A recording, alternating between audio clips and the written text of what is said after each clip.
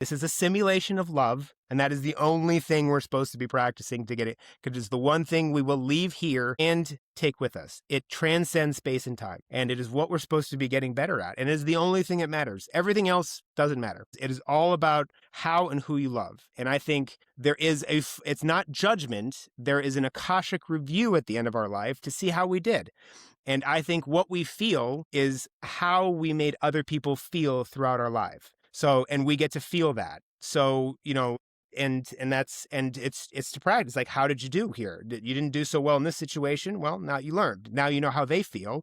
You learned. And so that's what I believe. So if you've been, causing people, like you've been tormenting people your whole life, it's going to be a little bit of a hellish experience, but you're not banned forever. And that's it. You're done. You learn from it. And then you come back again and maybe you go through an experience where if you tortured people, now you're the torturee, and now you got to learn the lesson. And so we learn, and it's just this cycling over and over. So there is, energy cannot be, what is the first law of thermodynamics? It cannot be created or destroyed. It can only be transformed. So we're just kind of going through this. We're just all learning. We're just all going through this fun cycle of learning. And that's kind of my world. And that is such a pleasant world for me. Everyone hears simulation, they think the Matrix, and we're all attached to batteries and AIs. It's not like that at all. It's beautiful on the other side, and we're just here to practice love and get better at it. And that's what I think we're here to do. I liked your story or your analogy of airplane mode. And I think when I think about airplane mode, I think about people doom scrolling TikTok, or stuff like that.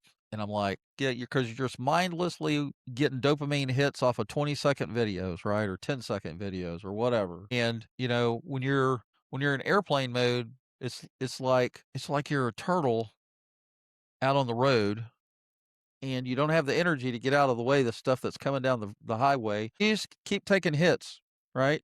And you just think, well, that's just the way it is. I'm a turtle and I'm going to be, and that may be a bad example, but I liked how the airplane mode just kind of your spirit and your mind is just in neutral. I mean, you're just not doing anything. You're just kind of a punching bag. Does that make sense? Oh yeah, no, it is. So if we are not constantly questioning our thoughts and feelings before they become actions, we have been relegated to organic robots. And society is full of what role-playing characters is the term that's being thrown around, but it is the programming. We're not questioning anything.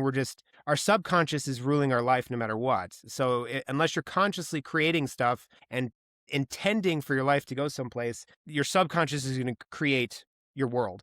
The whole doom scrolling, and it's an addiction. It is an absolute addiction. It is the biggest addiction out there right now. That and food, probably.